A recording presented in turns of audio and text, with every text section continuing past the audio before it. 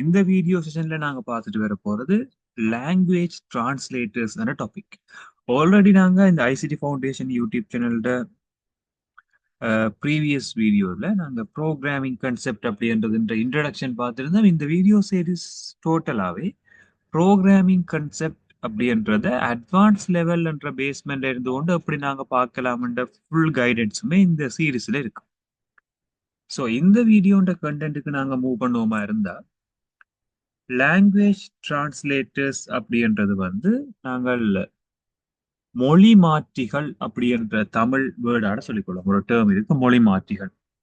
Language டிரான்ஸ்லேட்டர்ஸ்ன்றது ஏன் எங்களுக்கு தேவை என்று சொல்லிக்கல, இனிஷியலா இதை ப்ரோக்ராமிங் என்ற நுழையோட நாங்கள் பார்த்து கொண்டு வரைக்கல, நாங்கள் எழுத போற கோடிங் பேஸ்மெண்ட் எங்க இருக்குமெண்டா இங்கிலீஷ் தான் எழுதுவோம். இப்ப நாங்களே மொழி மாற்றம் என்ற செய்வோம்டா இப்ப எங்களுக்கு இங்கிலீஷ் தெரியாது, தமிழ் மட்டும்தான் தெரியும். இடையிலே ஒரு ஆள் அந்த தமிழ்ல இருந்து இங்கிலீஷுக்கும் இங்கிலீஷ்ல இருந்து தமிழுக்கும் ஒரு மாற்றம் மட்டும் செய்வோம்.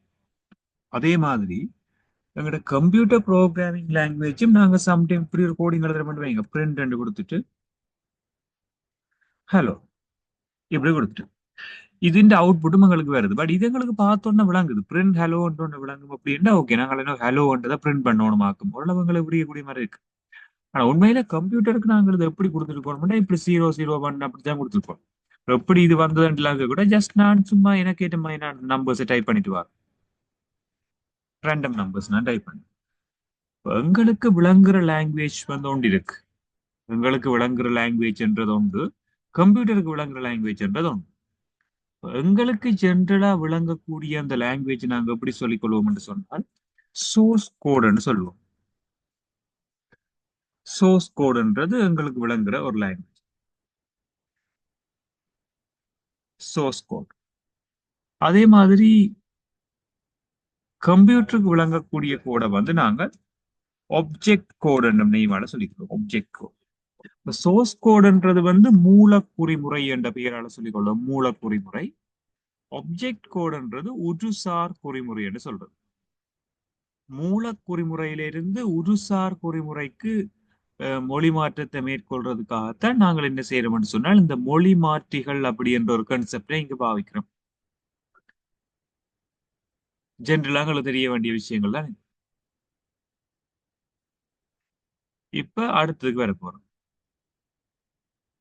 இந்த விஷயம் ஓகே என்று சொன்னால், சோர்ஸ் கோட் ஆப்ஜெக்ட் கோடுன்ற விஷயம் எல்லாமே ஓகே இருக்கு நாங்க பார்த்துட்டோம்னு சொன்னால், இப்ப இந்த சோர்ஸ் கோடுக்கும் ஆப்ஜெக்ட் கோடுக்குமான டிஃபரன்சஸ் என்று சொல்லி சில எங்களுக்கு தேவை. அதை நான் என்ன செய்யறேன், இந்த இடத்துலயே மென்ஷன் பண்ணிட்டு வரேன். சோர்ஸ் கோடுன்றது ஒரு சைட்லையும் ஆப்ஜெக்ட் கோடுன்றது இன்னொரு சைட்லையும் வச்சுக்கொண்டு ரெண்டையும் நான் கம்பேர் பண்ணி பார்ப்போம். சோர்ஸ் கோட் அப்படின்றது எப்படி இருக்கும் என்று சொன்னால் easy to understand. Easy to understand என்று சொல்ல வர்றது என்னன்னு சொன்னா எங்களால ஈஸியா இதை விளங்கிக் கொள்ளக்கூடிய மாதிரி இருக்கும். இதை நான் ஒரு ப்ளூ கலரால மார்க் பண்ணிட்டு வரேன். Easy to understand by humans. இப்ப இதே விஷயத்த நாங்கள் மெஷின் கோட், அதாவது இங்க ஆப்ஜெக்ட் கோடுக்கு மாத்திரம் என்று சொன்னால் easy to understand by computers. கம்ப்யூட்டர்ஸால ஈஸியா இதை விளங்கிக் கொள்ளக்கூடிய மாதிரி இருக்கும். இதான் முதலாவது டிஃபரன்ஸ். அடுத்த விஷயம் இங்க நாங்கள் யூஸ் பண்ண போற லாங்குவேஜ் என்னவா இருக்கும்னு சொன்னால் ஹை லெவல் லாங்குவேஜ் யூஸ் பண்ணிக்கொள்ளும். ஹை லெவல் லாங்குவேஜ் சம்டைம் நாங்க அசம்பிளி லாங்குவேஜ் யூஸ் பண்ணிக்கொள்வோம். So high level language or assembly language நாங்க யூஸ் பண்ணி எழுதிக்கொள்வோம். நான் என்ன செய்யறேன், யூசேஜ் நேமால சொல்லிக்கொள்வோம், high level or assembly language usage. So இதுல ஒரு லாங்குவேஜ் நான் ரிமூவ் பண்ணிட்டு high level or assembly language usage மட்டும் மென்ஷன் பண்றேன் நீங்க.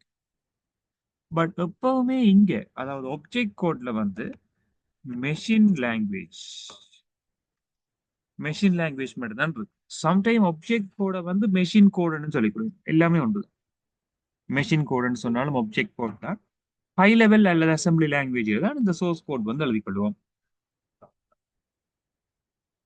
அண்டர்ஸ்டாண்டபிலிட்டி எங்களுக்கு ஈஸியா இருக்கும் இங்க. அடுத்த டிஃபரெண்ட் நாங்க பார்க்க போறோம்னு சொன்னா இந்த சோர்ஸ் கோடுன்றது நாங்கள் பார்த்தோன்னு எங்களுக்கு விளங்கக்கூடிய மாதிரி இருக்கும். அதே நேரம் எங்களுக்கு ஈஸியா விளங்குறபடியால ஈஸியா மோடிஃபையும் பண்ணலாம். Easy to modify. Easy to modify என்றது இங்க நீங்க ஹலோன்றதுக்கு பதிலா வேற ஸ்பெல்லிங் மாத்த போறீங்கன்னா ஓகே ஹாய்ன்னு மாத்தலாம், ஹலோன்னு மாத்தலாம், குட் மார்னிங்னு மாத்தலாம், வாட் எவர். பட் இங்க பார்த்தோம் என்று சொன்னால் இந்த 01 வச்சு நாங்க கண்டுபிடிக்க மாட்டோம். இதுல என்ன மாத்த வேணும், எங்க வச்சு சேஞ்ச் பண்ணா ஓகே வரும்ன்ற விஷயம் வந்து எங்களுக்கு பார்க்க கஷ்டமா இருக்கு. ஸோ இதை நாங்க சொல்லிக் கொள்வோம். டிஃபிகல்ட் டு மாடிஃபை என்ற நேம் வந்து பாவிக்கும். Difficult to modify. 3 டிஃபரன்சஸ் நாங்க மெயினா பார்க்கலாம் இந்த லாங்குவேஜ் டிரான்ஸ்லேட்டர்ஸ் அப்படின்ற டாபிக்ல. ஸோ முதலாவது வந்து இலகுவாக மனிதரால் வழங்கிக் கொள்ளலாம், இங்கால இலகுவாக காணிகளால் வழங்கிக் கொள்ளப்படும். உயர்மட்ட மற்றும் ஒருங்கு சேர்ப்பு மொழிகள் எழுதப்படும், இயந்திர மொழிகள் எழுதப்படும். மொடிஃபை பண்றது எல்லாம் வந்து ஈஸியா இருக்கு. மாற்றியமைத்தல் இலகு, இங்கால மாற்றியமைத்தல் கடினம். ஸோ இப்படி நாங்க மொழி மாற்றிகளை கன்சிடர் பண்ணக்கூடிய மாதிரி இருக்கும். ஸோ இப்போ நாங்கள் அடுத்த கன்சிடரேஷனுக்கு நாங்கள் போமா இருந்தால் இந்த லாங்குவேஜ் டிரான்ஸ்லேட்டர்ஸ்ன்றது விளங்கிட்டது. அப்படி இருந்தங்க மாத்திரம் எல்லாம் பார்த்துட்டு எங்கள்கிட்ட ஒரு 3 விதமான மொழி மாற்றிகள் தேவை. கட்டாயம் தெரிஞ்சிருக்க வேண்டிய 3 விதமான மொழி மாற்றிகள் இருக்கு. ஸோ முதலாவது மொழி மாற்றி என்று எதை நாங்கள் சொல்லிக் கொள்வோம் என்று சொன்னால் அசம்பிளர் என்ற நேம் வந்து சொல்லிக் கொள்வோம்.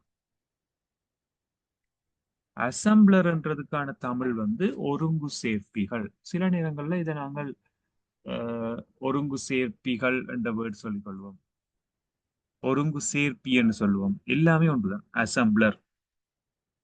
ரெண்டாவது டைப்பை நாங்க சொல்லிக்கொள்ள போறது வந்து கம்பைலர்.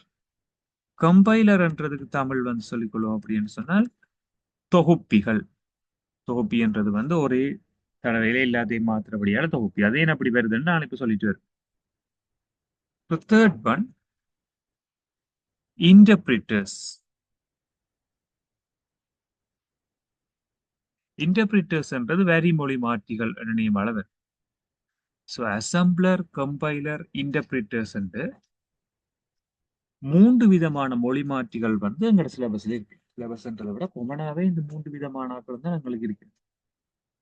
ஸோ இந்த இடத்துல அசம்பிளர் அப்படின்றது என்ன செய்யும்னு சொன்னால் ஒரு வகையான மொழியை இன்னொரு வகையான மொழியா மாற்றும். அதாவது வந்து ஆல்ரெடி நாங்க பார்த்த மாதிரி ஃபர்ஸ்ட் வீடியோ சீரீஸ்ல நாங்க பார்த்த மாதிரி அசம்பிளி லாங்குவேஜ் அப்படின்னு சொல்லி ஒரு லாங்குவேஜ் இருக்கு. ஸோ அசம்பிளி லாங்குவேஜை மெஷின் லாங்குவேஜா மாத்துறதுக்காக, அதாவது ஒருங்கு சேர்ப்பு மொழிகளை இயந்திர மொழிகளாக மாற்றுறதுக்காகத்தான் இந்த அசம்பிளர்ஸ் என்ற மொழி மாற்றிகளை நாங்க பாவிக்கிறோம். இது முதலாவது விஷயம்.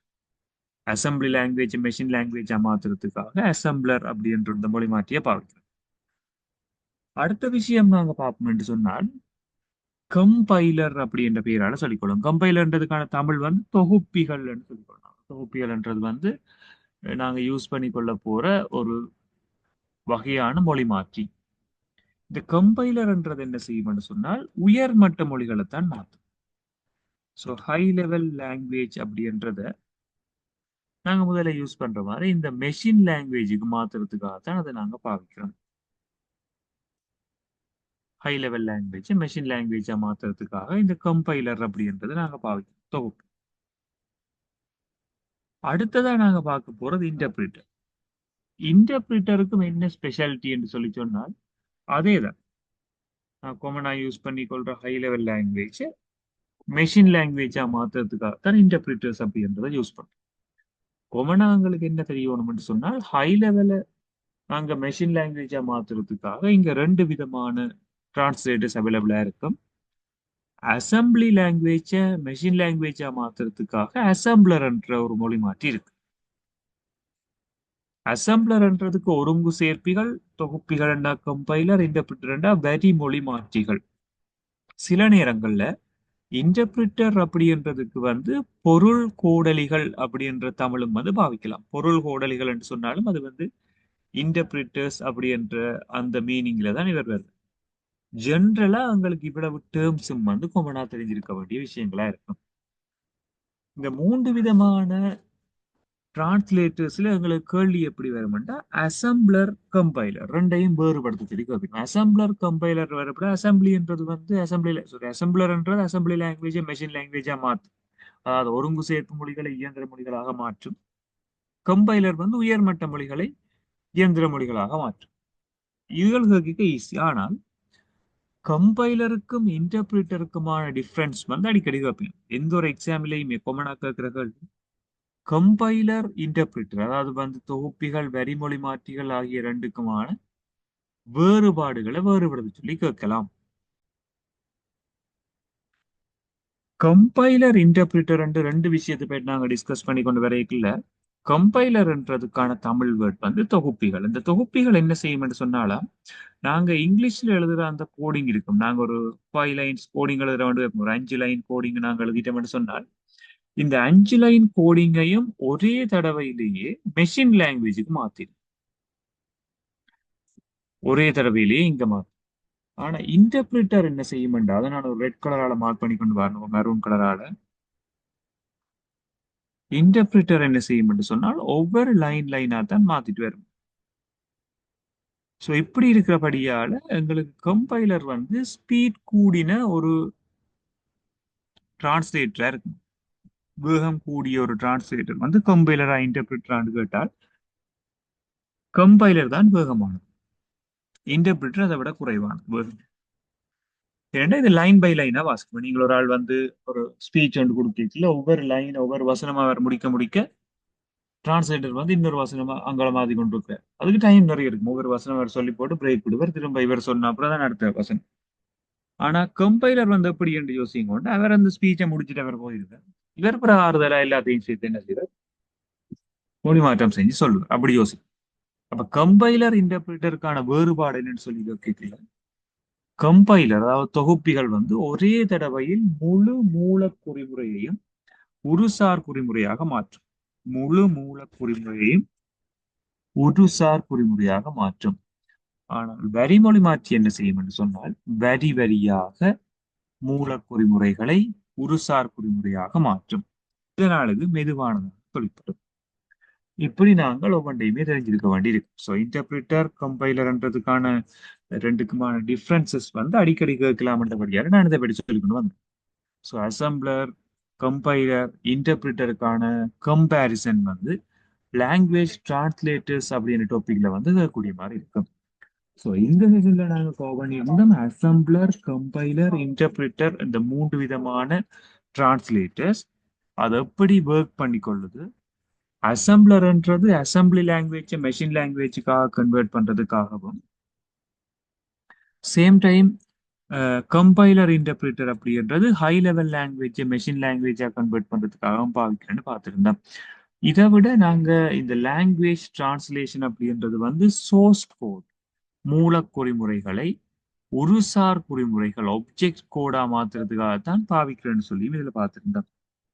ஸோ இதுல இருக்க போற விஷயங்கள் பார்த்துருப்பீங்க. அடுத்த செஷன்ல நாங்கள் புது டாபிக் அல்கோரிதம்ஸ் அப்படி என்றா என்ன, இந்த அல்கோரிதத்தை எப்படி நாங்கள் ரெப்ரசென்ட் பண்ணலாம்ன்ற விஷயத்தோட மீட் பண்ணிக்கொள்வோம். தேங்க்யூ.